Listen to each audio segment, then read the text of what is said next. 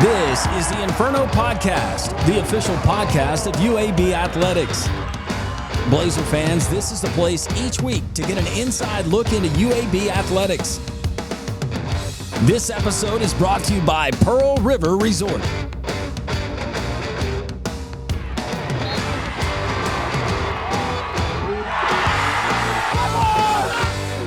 Welcome in. It's episode 36 of the Inferno Podcast. I am Landrum Roberts. Today's episode rundown brought to you by Legacy Credit Union, the official credit union of UAB Athletics. We're going to have UAB football coach Trent Dilfer on, talking about the spring showcase. It took place last weekend. We continue to trend ahead to the summer months and looking to the start of the 2025 college football season. A.J. Brown, talented returning starter from the defensive side of the ball, is going to join us as well. Very entertaining lightning round we have planned for those two individuals. You don't want to miss it. It's the Inferno Podcast, episode 36. Here we go.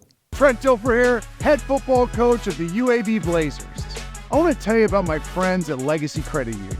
Legacy began as University Credit Union in 1955 and remains committed to UAB faculty, students, alumni, and fans.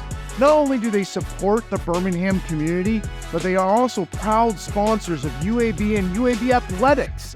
Visit LegacyCreditUnion.com and find out why you should become a member today.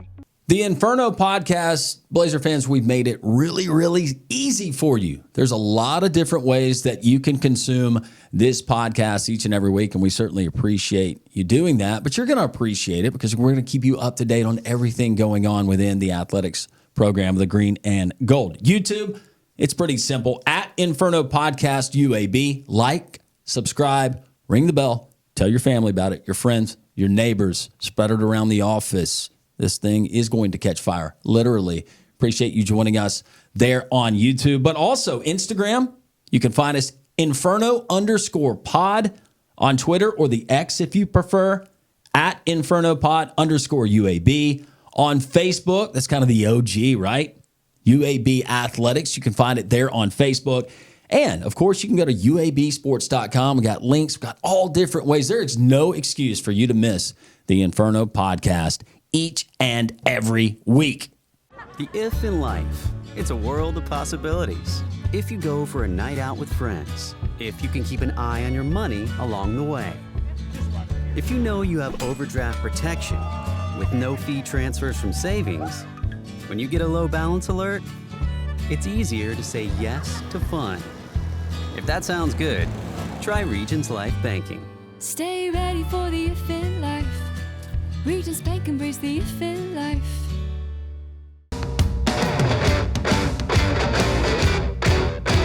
Welcome back into the Inferno Podcast. Landrum Roberts along with UAB head football coach Trent Dilfer. As always, the Coach's Corner is brought to us by our friends at Pepsi and Viva Health. Saturday Spring Showcase, it's in the books. Now you turn your attention to more off-season training as we lead up to fall practice and all of that good stuff. But first of all, Coach, I thought that for all intents and purposes, what you were trying to get out of your spring showcase, you checked all the boxes. Yeah, I think we did. Number one, I wanted the fan experience to be really unique, and I thought it was. You know, you had a few hundred people out there. I don't know the total numbers, but they were engaged with our players. Our players went there early and kind of did the meet and greet. People were playing on the bounce houses and eating in the food trucks. Like, I just thought it was a cool vibe where the fan could get kind of up close and personal. They're able to get really close to the action. You know, we did the first 45 minutes of the practice in kind of a practice format, so the fans got to see what that looked like. Because I'm sure they're wondering, like, what do they do on a Tuesday? What do they do on a Thursday? They don't play football all day, every day.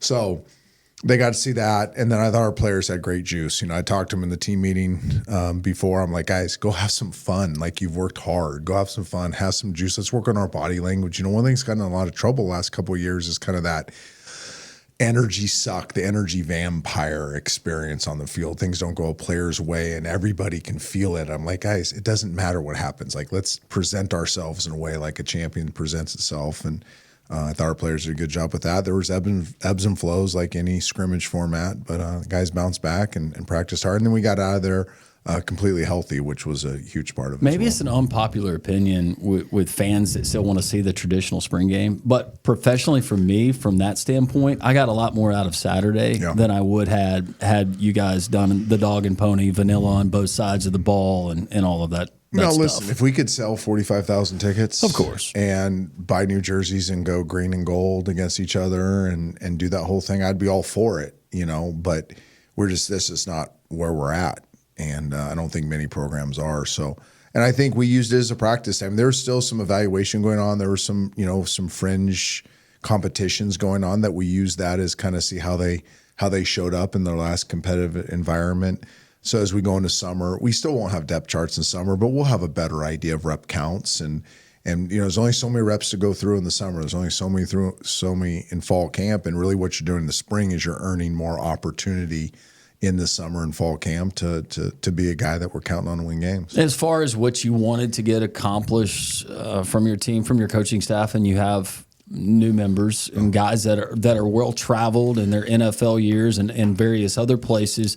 Did you use it as a little bit of a dress rehearsal and a game day type thing? A little bit. We didn't do as much situational stuff as I've done in the past because I'm kind of trusting that these guys don't need a whole lot of situational work. You know what I mean? They're pros. Offensively, we're pretty much we know each other. We've worked together for a couple years. So, yeah, we had the headset communication going on. We had some stuff up top, in terms of personnel groupings and stuff like that. But we weren't going to go through the whole like we will in a fall scrimmage. In the fall scrimmage, I think we'll go through all that because it's our final dress rehearsal before the first games. But this was more about the players and less about the coaches. I think what we really wanted to make sure happened at the end of spring ball before the players went home for a little break was we all get to know each other and trust each other. I mean, there was a point, and I think people forget this, but I'm sitting there looking at a spreadsheet and I see 41 scholarship players on my roster in December. And then I look at the next spreadsheet and I have half a staff. So there was a time that I was sitting there with half of a staff and less than half of a football team. And it was that moment I said, okay, this is fine. Like, this isn't a problem. We got to find solutions. But one of the big solutions was when we come together, when we are finally whole or close to whole, we better develop a team out of this. And we better get to know each other. We better communicate with one another and know the expectations for one another. And I think you talk to any of our players, they love this staff. They love that they're honest with them. We're very upfront and honest with our players, brutally honest at times. We really like these players. We like them as young men. We like their work ethic. We like their traits. And we like how they're coming together. A little more of a, I don't want to sound cheesy, but a little more of a cheerleader feel on our team now where guys are rooting for one another. Like, they know, like, I'll use AJ because he's here today, but AJ knows for AJ to have a great season, he also needs those other safeties to have a great season too, right? Like, we're starting to see the bigger picture that takes everybody to be successful, and people aren't so caught up in their own personal agendas. They're more about the team agenda.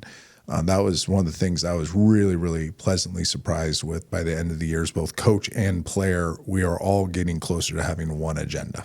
I'm so glad that you said that because that was the first thing I thought is cohesiveness and just I couldn't really, I think that you said just having that team spirit and rooting on. Not that it was terrible in past years, but that struck me. Okay, you said it, and that's fair.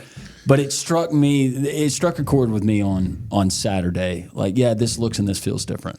You have to have the right kind of people in the building. Yeah. And it was never not a point of emphasis. Again, AJ's been here my whole time here. It's always been a point of emphasis. But you have to have you can say it all you want. You have to have the people that it's sticky to. Like, they hear it, they take it in. Like, yes, I'm going to let this stick to me and let this change me.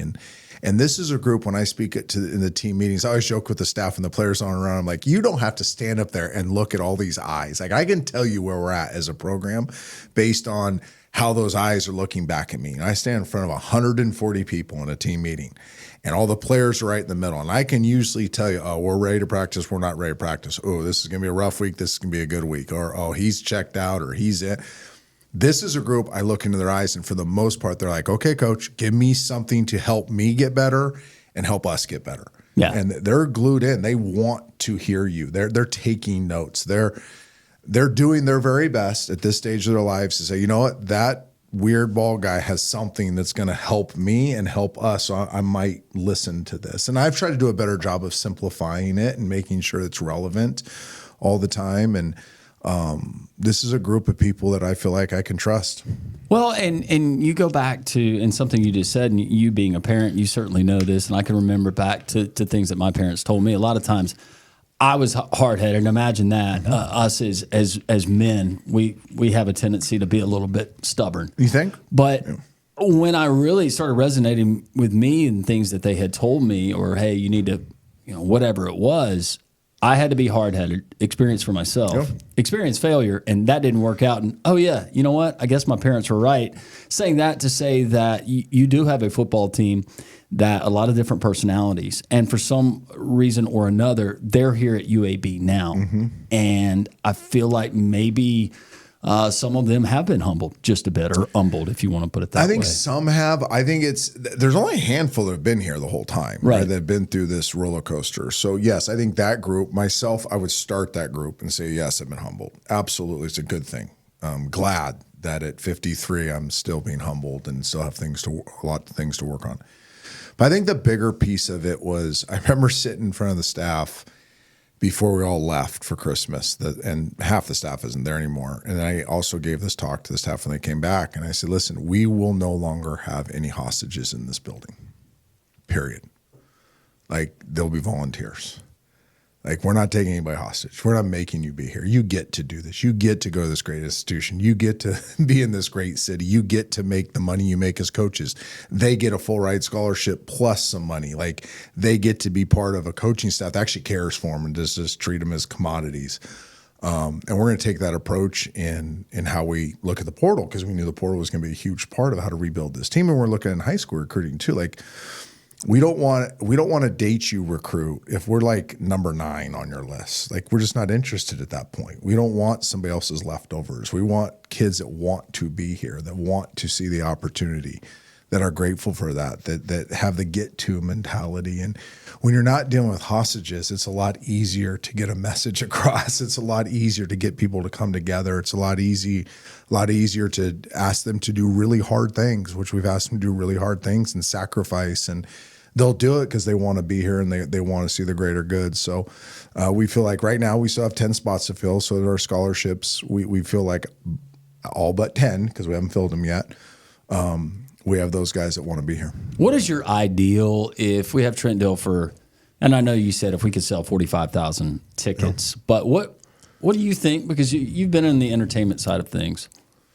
What's your ideal spring showcase? What could we implement? I would do this. So I had a thing. Besides Taylor Swift, because everybody would come and watch her. I did a thing at Lipscomb called Summer Sizzle. And this is what I would like to do for a spring showcase. Summer Sizzle. We had the moms actually come out and go through individual drill. Okay. And play a little football. We had the dads go through a bunch of physical activities and do things like their sons do. We had their sons coaching them. It was awesome. We had fans, just randoms, that would come out and be part of the day. I would sit in a dunk tank. They would dunk me. We had all kinds of games going on. It was like, think of a football carnival. To me, that would be the ultimate. That'd be awesome. That'd be an awesome experience. I think we can grow to something. We get a Ferris wheel out there. I think we can grow to something like that. That was the idea this year with kind of the bounce houses and the food trucks to have kind of that carnival feel. But I would love for more fan interaction. You know, I would still probably practice a little bit, you know, maybe on the front end, do a little bit, maybe half of what we did the other day. Because there were some of the key things we wanted to see in that final scrimmage. There's just a few, but we needed to see them. So get those boxes checked. And then make it more fun, make it more crowd engaging. I think the more this city gets to know our players, the more butts we'll have in those seats. Like, I've said it since day one. Like, if I went to Alabama, if I went to Auburn, I'd probably be going to their games too, right? Unless I had a connection to somebody at UAB. And I think our players are very worth connecting with. You know, I enjoy being around them. Many of them date my daughters if they weren't married. You know what I mean? They're good people.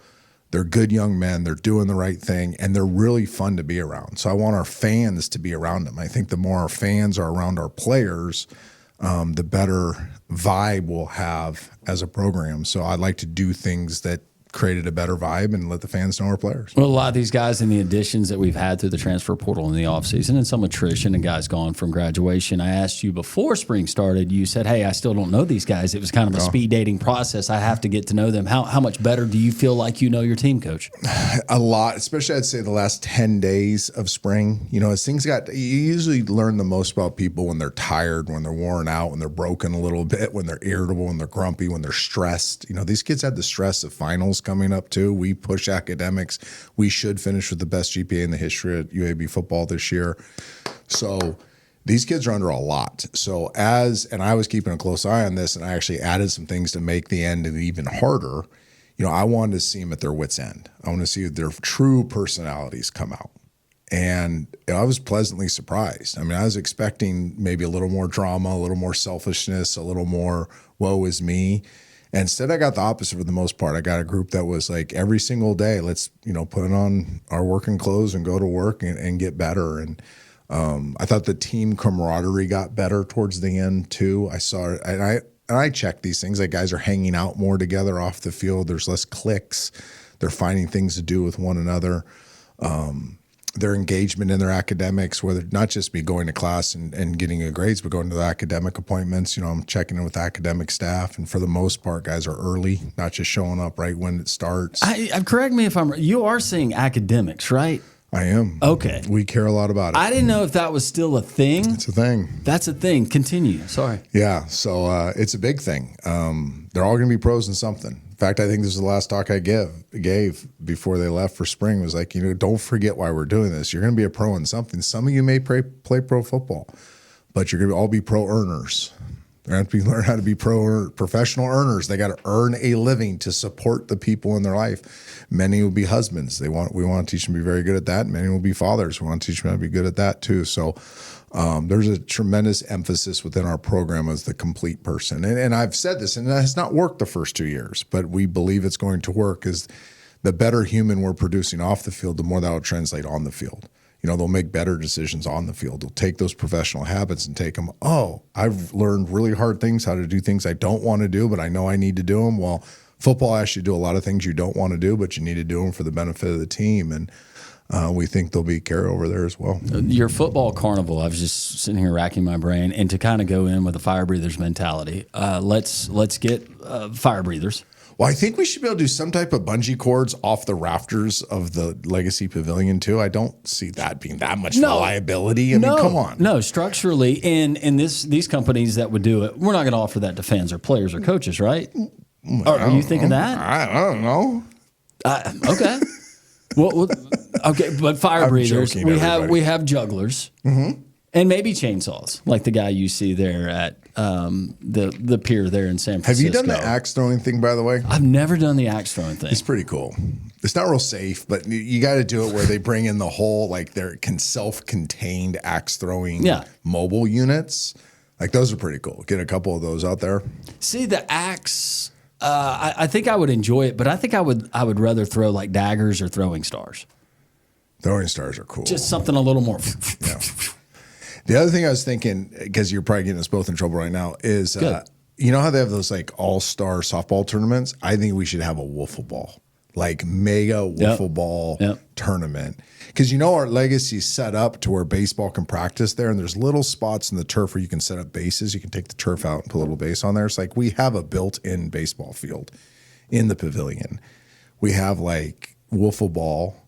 And I like taping the wiffle ball so you can throw a little bit harder, so it hurts also when it hits somebody. But we tape up with the wiffle ball, beef up the bats, and we just have a massive wiffle ball tournament. Dodgeball, to your point. Dodgeball. Mm-hmm. That'd be good. I turned on the Ocho the other night, and they had kickball on. I'm not real familiar with kickball. Kickball's kind of faded because you had some NFL guys that were hosting and maybe they still do, hosting the celebrity tournaments and inviting their other NFL buddies to come and compete in them, but really? Yeah. This was like actually teams from like all over the country came in, and like one team was named Florida Above All. It was an acronym for Florida Above All, whatever that is. And they were playing the Texas team, and it was like men and women and full kickball on the Ocho. And get stilts. stilts. Yeah, I haven't seen stilts in a long time. Yeah, get stilts, get the folks walking around. They can have fun with the kids. Did you go to a lot of carnivals as a kid? As a kid, yeah, I loved carnivals. Carnivals are cool. Loved them. Probably forced my parents to take me, no offense to any state fair out there, but to more than they wanted me to. State fairs are cool. Yes. California's cool. Well, where I grew up was neat on the coast because you have the Santa Cruz Beach Boardwalk, which is a true amusement park on the water, but just across town, there was a big state fair as well. So like in the summer, you could hit the boardwalk and you could hit the state fair. I love state fair food. So yeah, it's so bad for you, but it tastes so bad, but it's okay because it's the state fair. Well, and you burn it off as you're going through all the cool stuff at the state fair. Yeah, I can remember. I was going through some stuff that I had in storage, and I still have this picture of I think it's a mule deer that I won from a basketball at the Alabama State Fair when I was like you 8. Have a picture of it. Yeah, it's a framed. It was actually a framed picture of a mule deer. That's pretty cool. I've never hung it up. It's there. I won it. It's mine. Did you ever, as a kid, know that you were putting your life on the line when you got into a carnival ride that maybe not have been past all the safety checks? No, maybe should have? And you know what? Ignorance was bliss at that point in my life. But now, reading some of the stories that we've read, not only from the United States but across the world, hopefully the safety regulations have gotten a little bit tougher. I really hope so. You know, it should have known though, and you can't always judge a book by the cover. But yeah, some of those folks, you're like, did you really train to fasten me into this ride that's about to go 1,000,000 miles an hour upside down? Yeah, I have a lot of regrets in my life, and all the fairs and boardwalks I went to as a young kid was one of those regrets. Yeah. I can't believe I made it. All of us, right? Yeah. Ignorance was bliss back then. Yes. Thank the good Lord we made it through it. I do want to ask you about the draft. Going back to your draft experience, 1994? Yep. 6th overall. Yep. You go to the Bucks. So you did not have to endure what some others had to endure. But leading up to the draft, you had a good idea where you were going, when you were going to be taken? So I'll make this story quick because I think you're going to lead to the Shedora story. But I was supposed to go 1 the night before. It was me or Big Daddy Wilkinson. Yeah. And then I found out as I wake up that the Bengals were going to take Big Daddy. And then I thought I was going to 3 to the Redskins. And my wife had already found us a place in Washington. We had friends with the Redskins, Norv Turner and I, their quarterback coach, their GM, who I still talk to. I mean, this thing was done. I was going 3 to the Redskins. Was that Schuler? Yes. Oh, my gosh. That was the draft. And I ended up playing for Norv later on in my career. And I finally asked him, I said, what happened? Like, I wanted to play I thought this was done. He goes, well, I woke up that morning and I felt like your personality was too strong. He goes, I felt like there was going to be a friction there. And he goes, I regret it, but that's my why. And so then I didn't want, and remember the famous Mel Kiper arguing with Tobin, the Colts GM? Yes. So that came because my agent said I wouldn't play for the Colts. At the time, this is not the Colts that you know of now, right? This is a very dysfunctional organization, and my agent said, hey, you will not play for Indy, so we'll tell Indy you won't sign, because the next year was expansion. And Bill Polian already told me I'd be the first pick of the draft to the Carolina Panthers. So we had threatened we'd sit out the whole year because you had made enough money before the draft at that time that you had enough money to live off of. So my wife and I were just going to hold out if the Colts took me. And I probably never would have happened, but that was the threat. So that's when the Colts want to take me. I've been playing with Marshall Faulk, who was in my division, right? It was one of the dumbest things my agent's ever done, and we ever agreed to. My wife's still mad at me about it. But that's why I didn't go 4. And then 5 was a pick that was locked for a defensive player. It was 5 Willie McGinnis to the Patriots, I think, and that was locked. So then Tampa was 6, or maybe the Rams might have traded with somebody in there. I can't remember. I know that Chuck Knox did not want to coach a rookie quarterback. I know that. So he didn't want me. And then I had done visits with Tampa, and I got to know Sam pretty well, but Sam Weish, but I never thought I was going there because it was supposed to be done at the Redskins. So the best part of the story is the 3rd pick gets called out, and we're on the floor. Back then it was an agreement. You're on the floor, just off of the front stage. And my wife thinks, hey, we're going through the Redskins. And they pick Heath Schuler, and she starts crying. And I look at my mom and my dad and my friends, I'm like, get her out of here. They literally had to get her, like take her off, back behind because she's crying because we didn't go to the Redskins. And I kind of ate it, sat there and like, okay, well, I guess I'm going. I know I'm not going to the Colts, so I guess I'm going to the Bucks at 6. And that's But what Schuler became a congressman, right? he did, yeah. His son's actually a recruitable player right now. Oh, Yeah. interesting. Yeah. Okay. All right, now you can ask me. Shooter Sanders. From your quarterback expertise, grade, all of that stuff, were you as floored as others that Shedeur Sanders did not go higher than he did? Oh, yeah. I was shocked where he went. Okay. AJ and I were talking about this coming over. I evaluated Shedeur when he was a high school player because I was doing the Elite 11, and I really liked him. I've always really liked him as a player. I really like him as a competitor. He is an awesome competitor. I mean, he is tough. He is smart. His teammates love him. They play hard for him. There's nothing you can't do with him as your quarterback. Like you can run any style offense you want. I really like him as a competitor, as a player. I did not think his traits, his arm strength, his size, his athleticism, put him in the early stages of the first round. But Daniel Jeremiah and I were texting back and forth a while back, and he was asking my input, and I thought he was a mid-first round pick. Like that, I kind of thought he'd go 8 to 18, somewhere in there. But I think what happened, now I think some of the conspiracy theories are probably true as well. The NFL can be manipulative at times. But I think the biggest thing that happened to him, this was explained to AJ on the way over, I heard an analyst talk about this, and I agreed with this analyst, and I do think it's what happened is once the teams that were looking for a starter decided that he was not their starter. They still may like him, but they're just like, nah, he's not going to be our starter. We're going to go get a guy in free agency, or we're going to groom this guy that's already on our roster, or whatever it may be, right? And there's only 4 or 5 teams that were looking for a potential starting quarterback. Is that fair? Yeah. So once those teams had decided we're taking somebody else or we're not drafting a starting quarterback, they made that decision whenever they made it. When all of a sudden he goes in the backup quarterback bucket, and now it doesn't matter how good he is. Now it matters, when are you willing to draft a backup quarterback? Because starting all pro corners and safeties and defensive tackles and offensive guards and tight ends and a lot of wide receivers that end up playing in Pro Bowls are drafted in 2, 3, 4, and 5. So that's what you've built your whole board on, is we got to go draft future difference makers at these other positions in those rounds.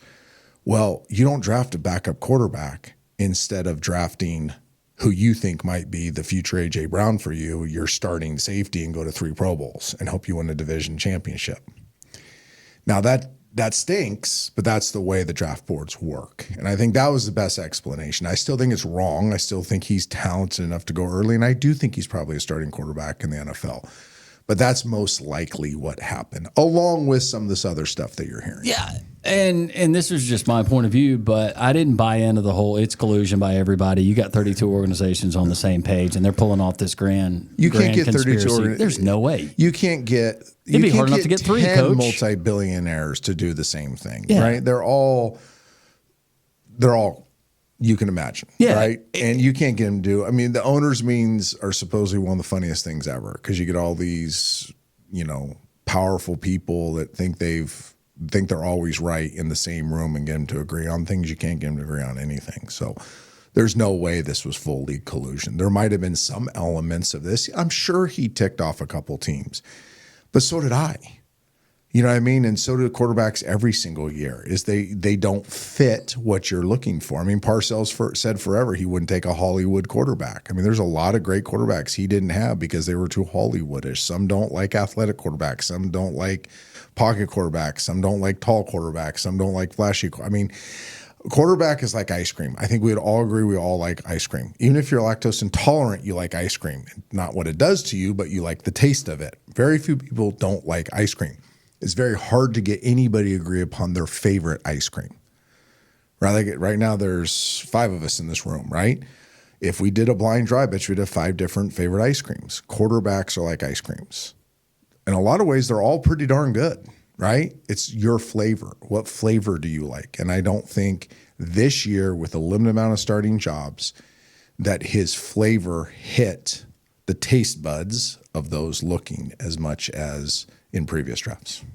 Does that make sense? Yeah. Baskin Robbins, it turned out they had a pretty good model. They were like, why just offer 2? Yeah, you got to have 31. And going. Yeah. By the way, do you go sugar, regular cone, waffle, or cup? I'm a cup guy. Are you? Yeah, I do like the waffle cones, so I don't dislike them, but I typically go cup. You just feel like you're holding a torch if you're holding a regular ice cream. Kind of. Yeah.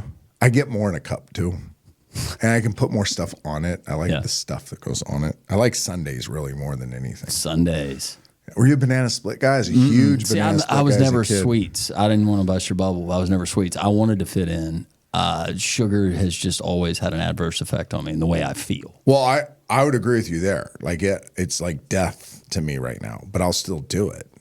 It's how I get tougher in my old age. Like That's how I purposely get tougher. Put my body through things. Are you lactose intolerant? I'm sugar intolerant. Sugar intolerant? Oh, yeah. I've just never, and it was tough on me as a kid because even your own birthday party. Yeah, you don't want the cake? You want to eat the cake, Yeah. but it just made me feel terrible. It after does. I did It makes me feel terrible. I would get a cheese wheel, like an artisan cheese wheel. My mom, bless her heart. Could you do charcuterie every day of your life? I could. So could I. Yep. We could change it up. Maybe I'll go Kalamata olives instead of You could this. change the charcuterie. Peppercini. I Yeah. agree. Yeah, and there's so many options. Yeah. Because you do chips and salsa. I think I could live off 3 things: charcuterie boards, dried mango, which we've talked about here before, and chips and salsa. Yeah, chips and salsa. I would, which you could go more the blend, more the it's been blended more, or I just love a good pico de gallo. See, I'm not a pico guy. I'm a true like roasted salsa guy. Roasted Super salsa. hot too. It's got to make my head sweat. I could eat tacos every day. Yeah, but yeah, I could too. Have you been to Salud downtown? Oh, you got to go to Salud downtown. New taco bar. Yeah. Oh, fantastic. And this is from a California's taco snob. You know, like grew up with my best friend's grandmother made fresh tacos every day, right? When we come back in from Little League practice and stuff. And they're really, really good. I'll tell you what. And what's I'm also getting good. I'm not getting paid by them. I don't get free food there. No. Like I love it's nice little addition to downtown. I'll tell you, next time you want to make a quesadilla or a taco, go chorizo and put some goat cheese on it. I've done that. Yeah. You're not talking to an amateur here. I'm a look how fat I am right now. I'm a professional eater. Okay. I was throwing that out there. Anybody out there, chorizo with some goat cheese. It's really good. Yeah, melt that sucker down. You throw a little cilantro in there. How do you, when you do it, okay, this is a whole nother conversation now. Mm-hmm. Like when you actually make your quesadilla at home, how do you prepare the tortillas? How do I prepare them? Yeah. I've got a grill pan. Then I do it. I like to get some grill marks on there Okay. where it looks like that. Yeah. Little olive oil brush, a little butter brush, we'll do just that. a little bit, Yep. right? And I'll make sure that the ingredients, and this is key for your rookies at home, for the melting factor, and you don't want your tortilla to be overdone. Exactly. You want everything, the melting point, everything has to mesh. Take that grated cheese or whatever and make it room temperature sitting out on the counter. Don't just pull it straight from refrigerator and go onto tortilla because you're not going to have the right ratio. Big mistake is you have tacos the night before and the leftover taco meat you put in a Tupperware thing in the refrigerator, and then you take that Tupperware out the next day and just put it on your, say you're going to make a beef quesadilla. Well, the problem is that beef that's been in the Tupperware is cold and it doesn't heat up properly with your cheese, and it messes up the whole distribution of melting of the cheese and the heat of the quesadilla with the meat inside the quesadilla. This is good. Yeah. We should do a food show. Yeah, we really should. Yeah. I think I know where to get the seed money. Done. All right. Just I'm looking for another great investment. This is perfect. AJ Brown, does he like tacos? Does he like carnivals? You're going to meet him. We'll find out next.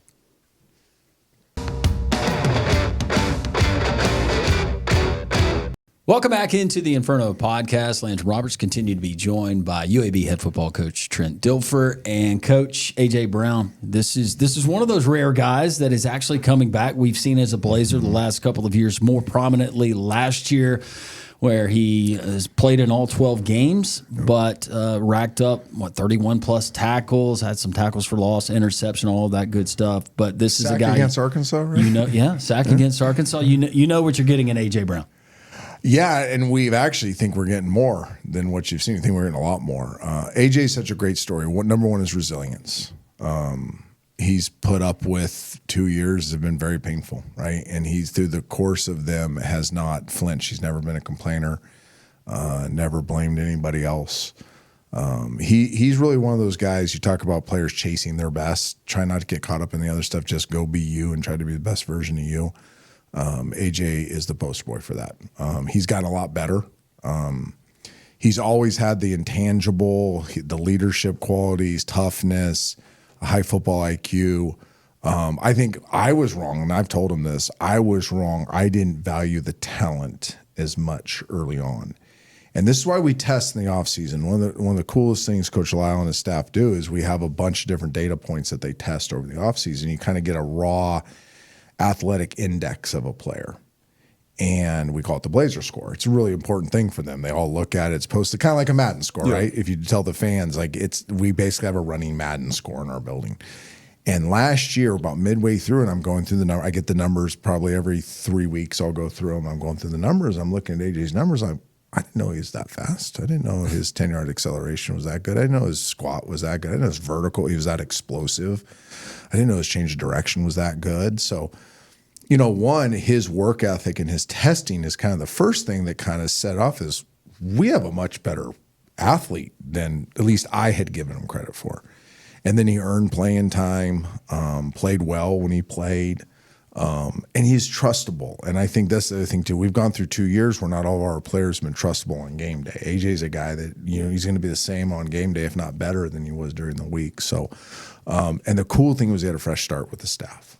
So there's no preconceived notions. So I kept my mouth shut. And you can talk to the defensive staff, AJ, and any of our players. I was so careful not to say anything about our players. Like, I didn't want to give them dirty eyes on anything, whether it be AJ or James Which is really good or anybody else. They did not roll, and I said, hey, you got this field safety that I think this, or you got this defensive end that I think that, or you got this 3 technique that I think this. I'm like, you guys shouldn't care what I think, right? I'm losing coach after 2 years. You make your own assessments, and I'll keep my mouth shut.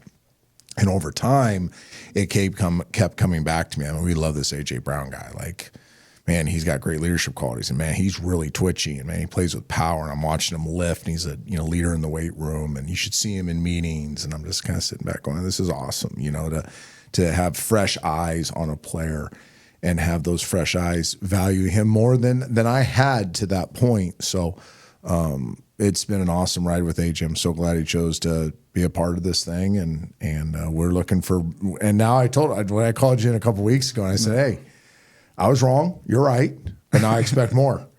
Like, I was pretty matter of fact. I'm like, hey, if you're this good, right? Too much is given, much is expected. Like, now I want some more leadership qualities to come out. Like, go run that defense. We haven't had anybody that just runs the dang defense. Go run the show. First of all, AJ, welcome into the Inferno podcast. Thanks for I'm having glad me. to have you. All of the things that Coach just said about you, and we're very candid on this podcast. I am guessing, not to know specifics, you had opportunities to go other places. Right. Why are you still at UAB? Coach explains it in the team meeting, saying how grass is not always green on the other side. And, talking to my family, praying about it. The stress of the portal is what people really don't talk about, because in reality, some people may get in and they have an idea of where they're going to go. But those guys who get in and really don't have that solid, concrete evidence of where they're going to go, where they're going to end up, it's like he said, free agent at that point.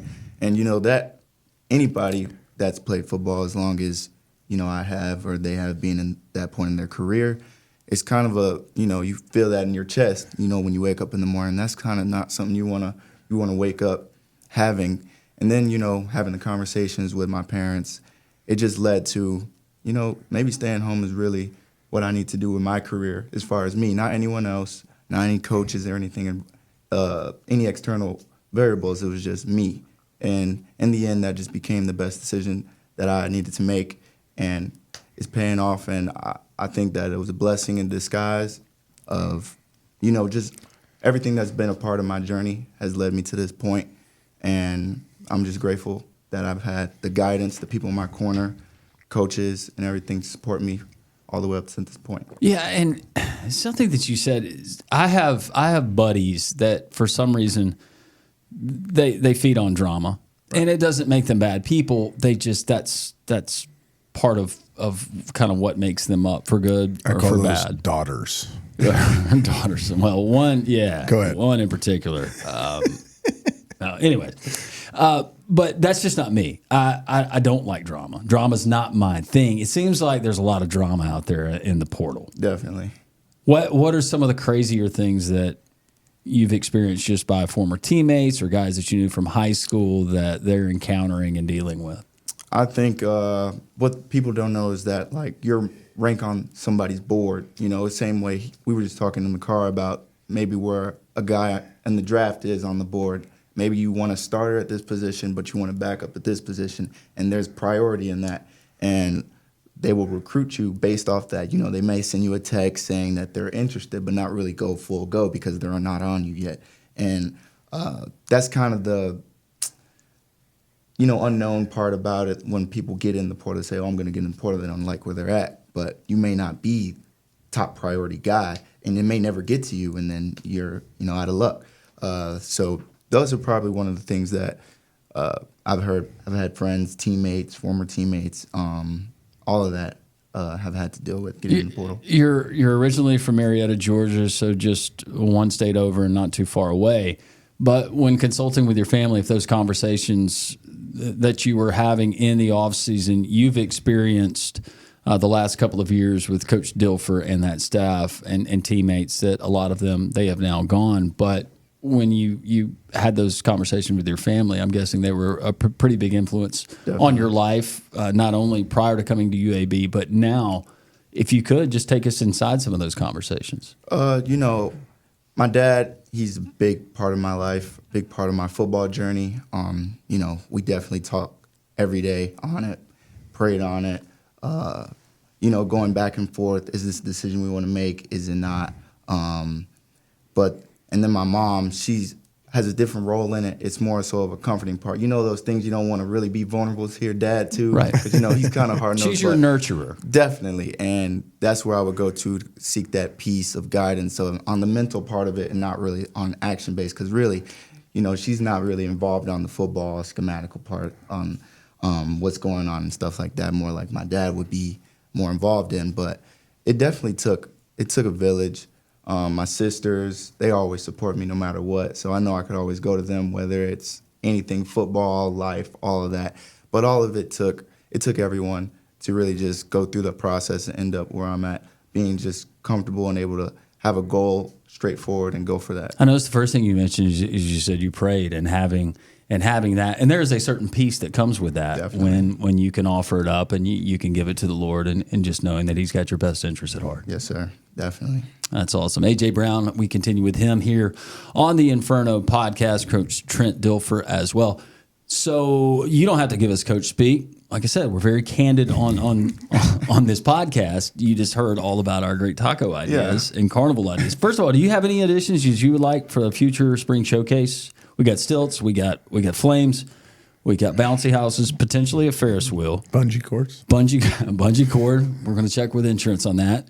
I think maybe a basketball tournament in the future. I think a lot of guys on the team, hoopers, or claim to be hoopers. I'm not going to claim to be one, but I definitely think basketball could be a future. Is this going to be like a set up and shoot, or are we going interactive? Because I'm going to need double knee braces. I would argue, let me interject real quick. I would argue, the thing I'm calling a bungee, what are those things called where guys are jumping off bridges and they have... Oh, that's a bungee cord. Okay, it's called a bungee cord, right? Yeah. I'd say that's safer than getting a bunch of alphas playing 4-on-4 basketball. I will agree with you on that. Like, I go out there and watch them playing basketball, and all I see is ankles and knees. Ankles and knees. My team just...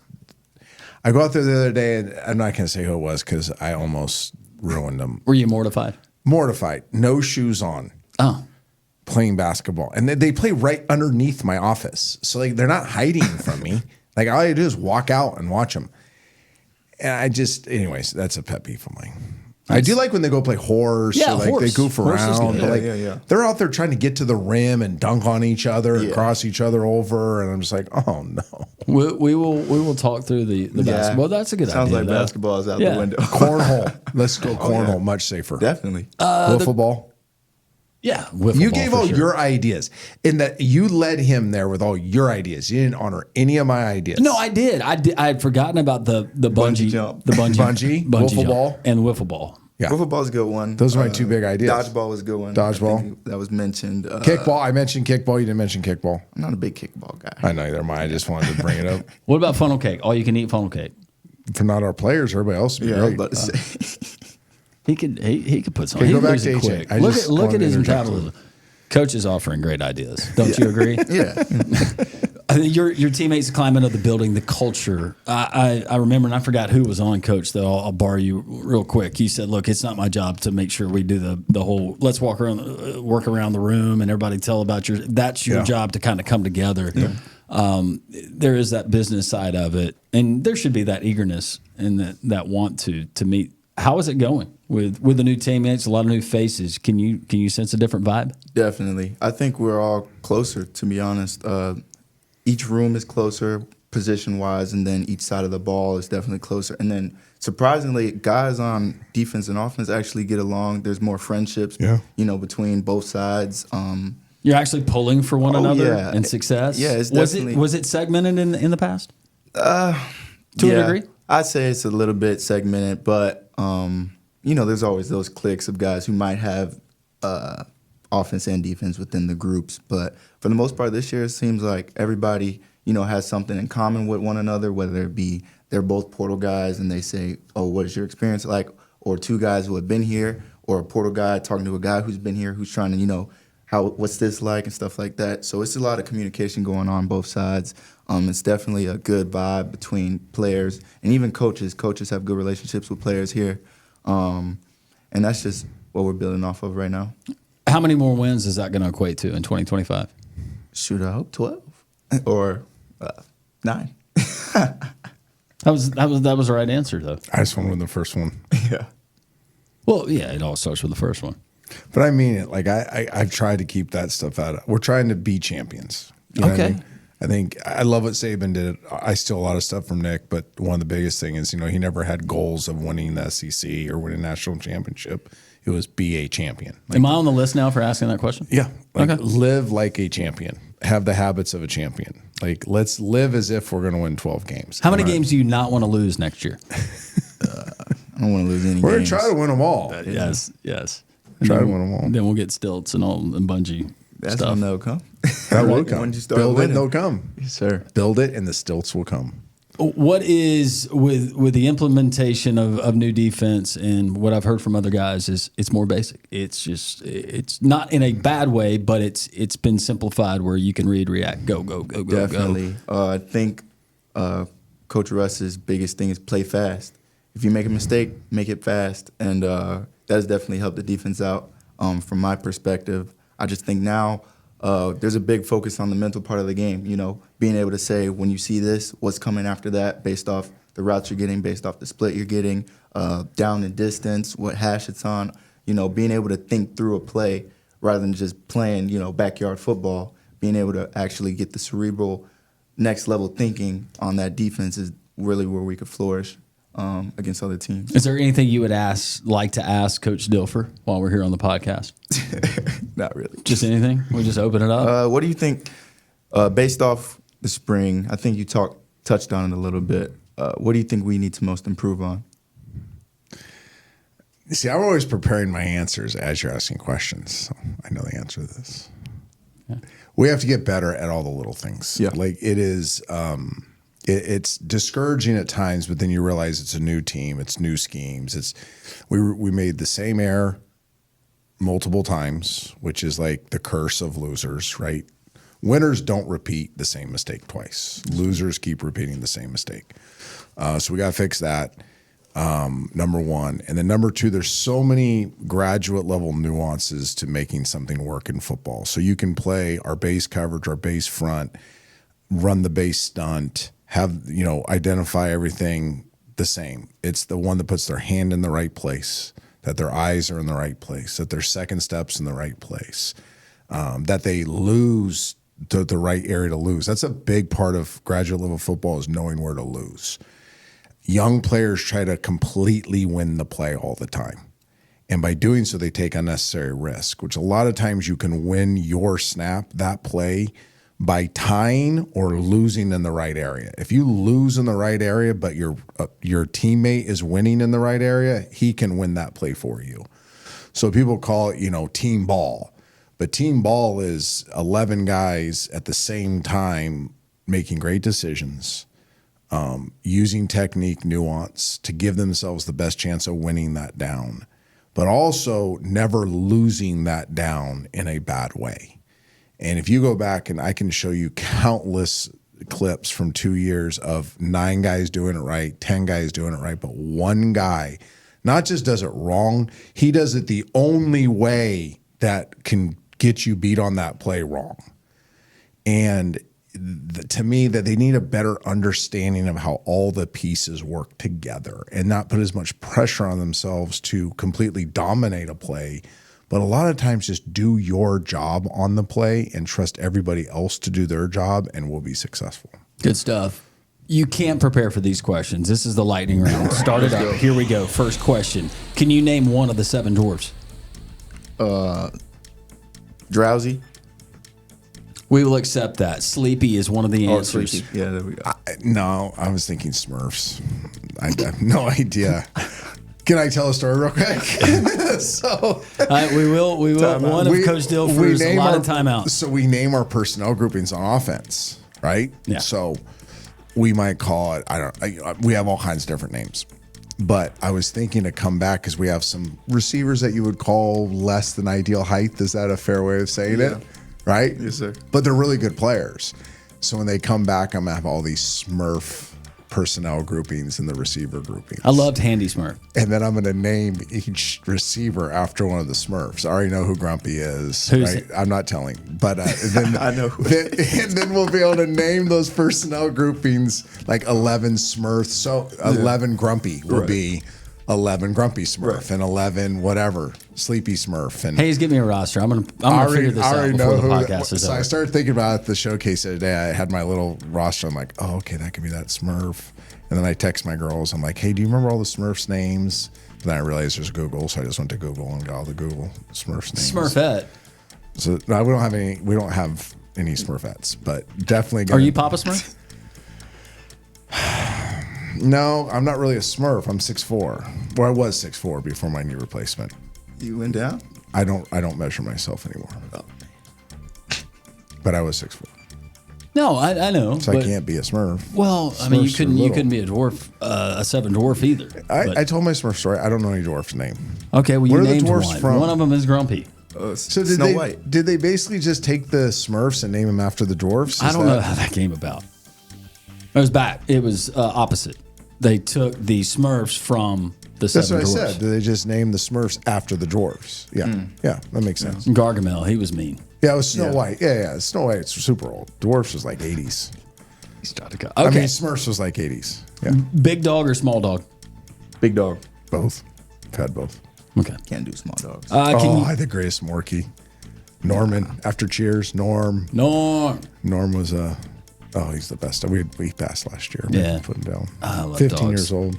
I'm to the point now, I've always owned big dogs as an adult, but as a kid, we had smaller dogs. I will take both. We like both. I appreciate both. But I think now I'm at the stage of my life, I don't know if I'm ready to train another big dog. I'm living it, right? It's not fun. Yeah. I don't know if I would handle it too well. Like, come home and a couch is torn up. Traveling becomes an issue. Like, you forget how expensive it is to board dogs. I mean, super expensive. I had 4 labs at one time. It would cost more than the cost of yes. 2 of us on the trip. Yeah. Well, now you can't fly. Yeah. You know you can't fly big dogs anymore. I would never fly my dogs. Okay. Unless I had to. So like we're literally having somebody drive out to where we go on vacation in the summer with our dog and then fly him back. Yeah, they have enough trouble sometimes keeping up with my bag, much less a member of my family that's, like little that's riding dogs, in cargo. They sit, like Norman would sit with me on the plane. Yeah. It's awesome. Oh, that is awesome. Best Australian accent you can give me. I might botch it. It's fine. Oh, this is a horrible idea. This is a horrible idea. I think we should go to the next question. You're gonna use a pass here? Yes. You can't do it. Nah, I can't do it. It's embarrassing. Good day, mate. Yeah, that sounds good, dude. All Good right, day, you try mate. it. You try it. Have a blooming onion, Good eye, mate. That's pretty good. Not bad. Do it again. Good eye, mate. That's good. Better than mine. No, but because the key is not saying good day, it's good eye. Good eye. Oh, that's good. Oh, really? I didn't know that. That's probably why I messed it up. Once I hear it, I might be able to mimic it, but I can't just do it off command like That that. was really good, actually. You do yours? I did. Mine was terrible. I did it, though. Okay. We'll start with you. Do you like the smell of gasoline? Ooh. Like when it spills and you're filling your car up? Yeah, I got to say I do a little bit. Yeah. What about you? Oh, yeah. I Yeah. like it, yeah. Do you like the smell of new tires? Yeah. I do too. Yeah. Why is Yeah. that? New car, everybody likes that. Yeah, everybody likes new car. Everybody loves the smell of leather. My wife actually does not like new car. She's Really? an outlier. New car She she does doesn't? not like new car smell. No. It's weird. So you just buy her used cars? No, I still buy her new cars. Oh, you just put air fresheners in there. Yeah. Okay. Is there a smell that you? What's the worst smell ever? Worst? Yeah. Well, I don't know. I don't really like. is there a smell when you walk into a building and you're like, yeah, nope, I'm out. just like natural stink, like Just natural stink. Bo. bad breath? Bad breath. Bad breath is That's gnarly. bad. Bad breath. Mold is tough. Like you Yeah. get those like dingy, moldy basements. That smell. I guess it's mold. Yeah, that would be. But halitosis, that's a real thing. That's a real. It's a problem. It is a problem, and it's some people they can't help it. I want but- to tell a story so bad, but I'm afraid the person is going to listen to this, and I can't tell it. Yeah, don't tell it. Yeah, you probably I should. have somebody close to me that has really bad halitosis, and it's killing me. And you haven't been able to tell them? I can't. No? Luckily, I don't have to spend a ton of time with this person. A smell that I do like though, Yeah. is that garage smell. Like a garage smell. That woody garage smell. Okay. Yeah. Like we have a workbench in it, that type of. Yeah, I like that. Do you ever want to work with wood? Like my wife's trying to get me to do like a woodworking. I will never work with wood. I coach football, and if I have any extra time, it's my grandkids or play golf. I don't have time for anything else. Yeah. But she really wants to do woodwork. I can do it, and I get it naturally. My grandfather, he was superintendent, and he had a building background. But I will do it when I have to. It's not a passion. A dream of mine would be having one of those awesome garages that has everything organized, has all the coolest new DeWalt stuff. Everything's color coordinated. You have all your tools. Yeah. Your and then a really cool, like the size of this room, workbench that had all the cool woodwork. And I would never use it. But it'd be cool to like take Instagram pictures in it and make people think that you are like a big woodworker. AJ, I got an idea. For the next spring showcase, we've got TD and we got another assistant coach, and they have to build something basic in a certain amount of time. Yeah, a little craft. I would do that. Yeah. I But would we're not try. we're I would not sneak we're not at it, but doing I'll pneumatic try. tools. We're not doing 22 volt cordless. No, you're going old school E-swing 22 ounce frame and hammer. You're going a 16 That'd be penny hard. nail. And I we're framed doing it old homes school. one summer. That was brutal. That is brutal. My fingers. But your hand-eye coordination, they had to love you. You have to. You break all your fingers. Yeah. How long does it take you to get ready, AJ? 5 minutes. Really? Yeah, it can be quick. Really? Best believe. The 5 a.m. wake ups, you learn how to get ready quick. But okay. How nice is this? That's over. Oh, Oh my gosh. It's I my slept. schedule, and I was the most miserable of it. And I'm early. I'm up at 5 no matter what. But for whatever reason, waking up at the 4s was brutal. For, what were we, 6 weeks of spring Yeah. ball? Like, it was torture. it's to the point now I can't sleep past 8 o'clock. I'm up. That's good. 7, I'm good sleep. Oh, yeah. Yeah. I could sleep in yesterday, and it was 6:17. I was like, whoa, I was panicked, too. I was like, what's going on? What'd I miss? Today I felt like, I'm like, oh, we got practice? I'm like, wait, we good. Isn't that a great feeling, though? Best feeling ever. I'm 8 minutes. It's easy. Time it. I time my getting ready, too. Unless you're going to a concert. Yeah, I compete with myself, too. And some of these are repeat questions, but I want to know. First celebrity crush you had? Beyonce. Beyonce. Yeah, It's been a popular one. I looked her up. Oh, that's right. I looked her up after we had the show where I couldn't think of her name, and I can't remember her name. Gosh dang it. Go ahead and ask me a question. Was it a TV sitcom? My wife knows. I thought it was. No, it was she's in a lot of stuff. Who has it easier in the portal era? Coaches or players? Players. Are you kidding me? Excuse me, coach. That was not your question. Sorry. He gets it from the coach's perspective. I get it from players' Right. perspective. I mean, the coaches, they're getting paid. They good. You know, they got to. Well, to be fair, some players are getting paid. Elizabeth But not in the Shue portal. was her name.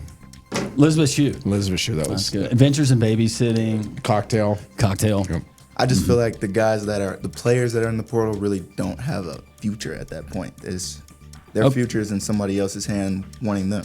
So it's okay. So it's yeah. Let's have this conversation with AJ because I actually trust AJ. Do you think there should be 2 windows or just one? How long would the single one be? Just Why in does it December? need? I don't care actually, but why does it need to be long? Because all it is getting in, and there's no such thing as tampering. So you guys all know ahead of time, right? So I mean, we have college coaches. I have phone records of this. A college coach at another university calling one of my players. Well, that's happened multiple times this spring. Calling multiple players on my roster. I have the screenshot of their cell phone number. I know their cell phone number, and they're not in the portal. So there's no such thing as tampering. Right. But do you think there should be 1 or 2? I say one. I say one just because Would it be this one or would it be the one in December? December. Blatant tampering. So I 100% agree. So the coaches took a proposition to the committee recently to eliminate the second portal window, and it passed unanimously with coaches. And a lot of those coaches then called in players and said, hey, would you guys, most players would say 1 as well. However, they're not going to pass. It's still going to be 2 most likely because you have enough student athletes fighting for the rights of both periods. And all the attorney generals are going to side with the players. Right. Obviously, that's how they're going to get reelected. You don't say no to the players, say no to coaches making a bunch of money. Yeah. So the politics of this is pretty interesting. I love the portal. I've said it to our players. I've told our players, I like you guys making money. I can't pay you what you're worth. I will take you to the place where you can make what you're worth. The problem with 2 is it's becoming virtually impossible to build the type of team you want to build because right now they come back May 19th and they're going to have 10 new scholarship teammates. And they're going to have 20, because we're probably going to have a bunch of we're going to have 30 new people in the building. And we're going to have from May 19th to August 28th to do something that you used to get January 4th to August 28th to do, which is build true team. Right. You can absorb that in December, right? Because you have the whole winter and you can just redo your team. That's fine. But to do it twice and then to have unfiltered free agency twice, just doing the economics, just doing the books, balancing the books is nearly impossible. Oh, by the way, the portals don't match the fiscal years, which now RevShare is based on a fiscal year. So you people out there that think it's easy, please. I'm on now my 16th iteration of our salary Good cap. luck, Judge Wilkin. Hope everything goes well. Yeah, Let's get that thing settled. It's unbelievable. This final question, you're not allowed to answer, Coach. But Still AJ, as a defender, who would you, if I asked you, you had to defend this quarterback, and you're going to have success, like everything depends on your success. I know where this is going. Would it be Shedeur Sanders or Jalen Milroe? Oh, I thought you were going to say me. Shedeur. Shedeur. Yeah. Okay. I feel like Jalen Milroe will cause. He's one of those guys where you could have a coverage sack, but you got to get him down, and that's when His ability to run. His ability to run would be more lethal than Shedeur's ability to, surgically do our team. Who would you have rather defend? More success? Trent Dilfer, back in his playing days, or Heath Schuler? You're a mean human.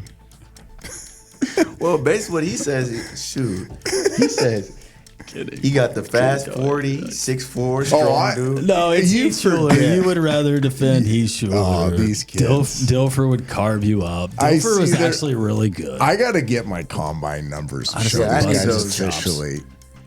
I think it was 6'4", 238. I ran 4.64 or 4.64. I can't remember. So you're running me over, Coach? 33-inch vertical leap. He's a great golfer. Oh, yeah. Yeah. I threw about 82 yards in the air one time. Man. You serious? I'm just I never Napoleon talk Dynamite about when he's myself. stuck. You Yeah, serious? I never reached my potential. This has been fun. AJ, thanks for hanging out. Oh, he's Thanks the for best. having me. No, this is AJ's the guy been you great. call, just Thanks call for up to your bringing him. office and hang out and talk. Oh, Yeah. Yeah, he's like an adult. Yep. Always keep talking. I'll talk for hours if y'all let me. We You know what we should will do? absolutely You and let Mouth need to do a show Oh, for sure. on your business plan. Yes. Okay, so I'm dead serious No, about I'm this. serious. These two, Kyle McKinney, AJ Brown, you let them pitch their TV show. It was a movie or TV show? It was a TV show. TV show. Please. But just get them talking. Yeah. It's over. You do not want me here. Like those two, it's awesome. Next show. Yeah, those two. Hey, are can we amazing. get this done? Let's get it done. We go to a service project right when the season's over. I haven't seen you guys in a while. Right? It's been a couple of weeks or something, and we go clean up at Parker High School, and they jump out of their car. Coach, you got to hear this idea, and I was. It's just the two of them. It's actually really good. If there's a habitat opportunity, I better see you with a Not at all, baby. manual hammer. I think the show Show us could this be one. the next Breaking Bad. It's one of those. Yeah, it's a top tier idea. It's really good. I can't say it on. I can't. No, say no, it no, yet, no. 'cause they're gonna steal it. But just That's know. true. You got to be careful. Yeah, I got You it. can't give your IP away. Yep. But Just it's- get these two talking about anything. Though. We'll do it. Mouth never shuts up. Oh yeah, you'll love him. He's built for entertainment. Yeah, he really is. Bring him on. AJ, thank you. Thanks for having me. Again. Coach Dilfer, thank you. See you next week. All right. The Inferno podcast continues. All right, Blazer fans, it's time for This Week in UAB Athletics. How about UAB softball? Shout out to Coach T. Smart and the Blazers. They take 2 of 3. The series win over East Carolina last weekend. Blazers now 10-14 in conference play. 1 game back of East Carolina in the standings. Get the final series of the regular season coming up at Charlotte this weekend. Friday, first pitch 5 o'clock. Saturday at noon, and 11 a.m. the first pitch on Sunday. Meanwhile, UAB baseball, they get their first conference series win of the season as they get 2 over Rice. They dropped the final game, but still 2 out of 3. That ain't bad.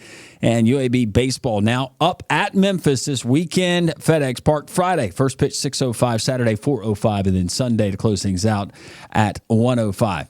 UAB beach volleyball, their season unfortunately came to an end last week at the CUSA tournament, but the Blazers finished with a program best 21-12 record, multiple individual and pairs records throughout the season. Congratulations to beach volleyball, the Blazers, and head coach Delaney Rose. This is the Inferno Podcast, the official podcast of UAB Athletics. Blazer fans, this is the place each week to get an inside look into UAB athletics. This episode is brought to you by Pearl River Resort.